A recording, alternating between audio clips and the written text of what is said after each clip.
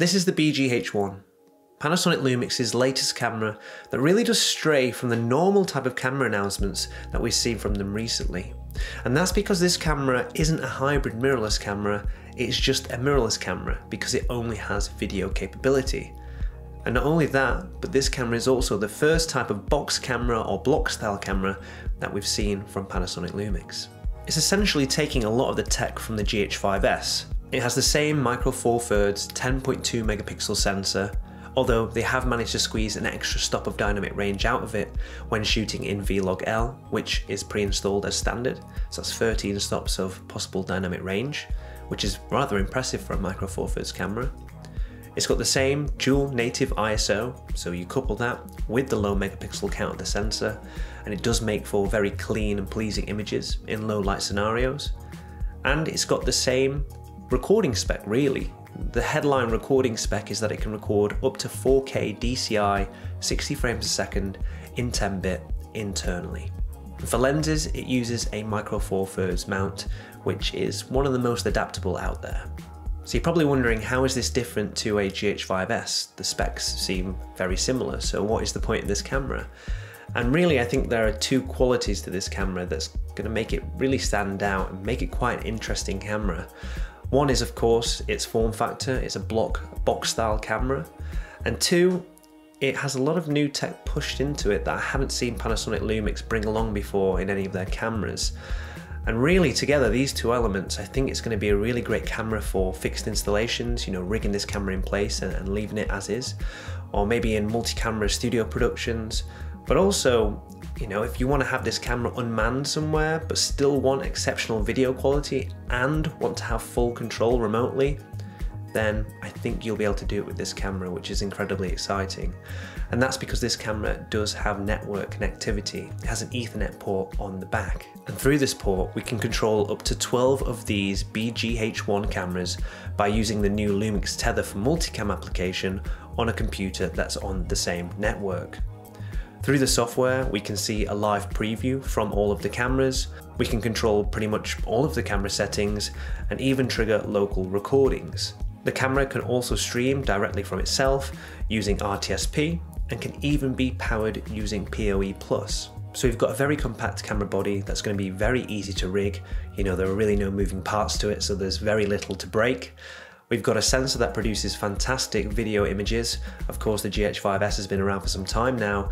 There's loads of sample footage online if you want to see what those images are like, so please just go and have a look at them. You know, there's so much content out there, and yet this camera has an extra stop of dynamic range compared to that, so it's only going to be better. We've got very robust recording codecs on board, and of course this camera is network capable. So we can power the camera, we can remote control the camera, and we can transmit our video signal all through the one network cable. And that is why this camera is so interesting from Panasonic Lumix. If you want to make this camera even more versatile and you're going to be using it on a network anyway, then I would suggest looking at these BirdDog Ndi Encoders. Essentially, these little devices will take the output of your camera and they'll convert it to 4K full NDI, and they're still powered using PoE+. This means that you have up to a 422 10-bit all intra variable bitrate codec that you can set based on your network bandwidth. That is then broadcast quality, and you can easily route that to any device on the same network, whether that be a physical production switcher or free software such as OBS, maybe it's a physical decoder that's powering displays, or pretty much any laptop or smartphone that has Nutex NDI monitor software installed. It really makes getting broadcast quality video over IP very, very easy with this sort of setup. The camera does also have Wi-Fi and Bluetooth built into it, so if you want to control multiple cameras wirelessly, you still can do using the Lumix Tether software on a computer, or by using the sync app on your smartphone as a direct connection. What's nice with the sync app is that you can quickly copy settings from one camera to another. So that's really nice for if you're going out on location, maybe there isn't any sort of network infrastructure in place there, you can quickly go to each camera, copy the settings over so they're all matching and get them nice and in sync, and away you go.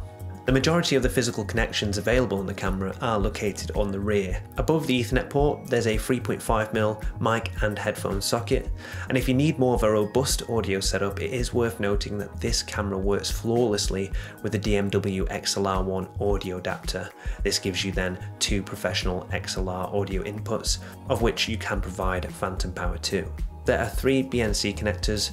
The first is a 3G SDI output supporting up to 1080p 60 in 10-bit 422. The second is for timecode in and out so that you can record time information directly in the video file. And the third is a Genlock in, of course allowing you to synchronize frame phase to the signal input. I think this really says a lot about who Panasonic Lumix are targeting with this camera. Clearly, they have in mind multi-camera productions. There's a USB-C port for remote control and file transfer, and a full-size HDMI port capable of outputting 4K 60 in 10-bit 422. Given the style of this camera, there is no screen or EVF for monitoring, so if that's something that you need for the way that you want to use the camera, you will need to utilize the HDMI or SDI output for an external monitor, such as powering one of these small HD focus monitors. These outputs are always active, so you can use both simultaneously, whilst also recording internally. From a Cine point of view, I can see this camera working really nicely with larger drones, gimbals, and also as a crash cam. And around the body, you do have lots of mounting points to securely fasten this camera into place. For power, I've already mentioned that this can be run using PoE+, but you do also have a 12-volt DC input port on the side, and the adapter for that is supplied as standard. However, the camera doesn't come with a battery, it's an optional extra, and it's actually the same batteries that's used on the EVA 1. So in comparison to the GH5S, this is going to give you a lot longer run times because those batteries are generally just bigger. If you are going to be powering this camera via a battery, then I would suggest looking at the Core SWX batteries for it, because they do give you that additional P-tap port on the back. So if you are going to be powering an external monitor, then you've got another power option available on the camera body itself then. The video performance and options available on board is of course very similar to that of the GH5S.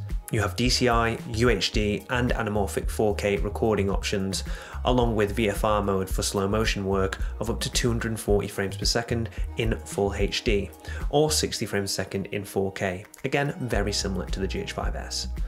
On board, there are the usual plethora of picture profiles, including those wider gamut Cine D and V for those of you who've shot with Panasonic Lumix before, and hybrid log gamut for live HDR work. And all of this is recorded internally to the dual SD card slots. The menu system is also very similar to that of the other G series cameras, just without any of the photo options. And of course with that you get a whole host of professional monitoring tools available. It's very easy to navigate with the scroll wheel, which also doubles as a directional pad. There's a Q button to be able to quickly change the key settings without going into the full menu system, and then 4 customizable function buttons around the body, one on the top and the rest on the front. There's also 5 custom modes available within the menu, so you can save and quickly recall all camera settings in one go for when switching between desired shooting setups. There are no recording time limits with this camera. Heat management is aided by both the mag alloy body, but also by the internal fan, of which we do have some control over. In my time using the camera, I haven't noticed any fan noise. I've been using it to film this piece of the camera. It's around about 2.5 feet away from me, obviously in this quiet room, and I can't hear it. So in terms of recording audio with this camera, you shouldn't have any issues with the fan. Ultimately, this camera is designed to be used for very long periods of time, it seems. A really exciting spec is that this camera will share the new updated focusing algorithm that's found in the Lumix S5. It's still contrast based of course, but it works very well. And if you've not seen the S5, obviously just look, there's lots of videos out there. We've done a video, just hit the link in the description. I'll pop it up in the screen now and you'll be taken over to that and you can check it out. But ultimately, we've got some smart and intelligent features in there: face, eye, body, animal detect, along with some AF tracking features too. So really, whatever the situation, you should be able to just leave this camera and it will nail your focus reliably. I think this is a really interesting camera that's going to have quite a broad appeal. On one hand of the spectrum, it's competing with traditional block or box style cameras Those cameras normally don't have big sensors, they normally can't resolve that much dynamic range, they normally don't have any real AF performance to speak of, and usually they can't record on board because they're normally outputting as part of a wider multicam production.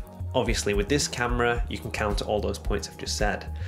On the other hand, it can still compete in a Cine setup. You look at the GH5S, which is obviously Panasonic Lumix's video-orientated micro four thirds camera offering, and this camera you can almost say is better than that one because it can still resolve one extra stop of dynamic range. Of course, the ergonomics are very different, so you may want to rig it, but there's absolutely no reason why you can't use this camera for creative filmmaking. And then right in the middle, where these two worlds meet, of course, is just live streaming. Of course, that's something you can very easily do with this camera.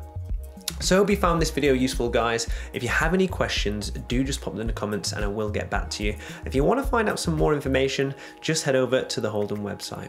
Thank you very much for watching.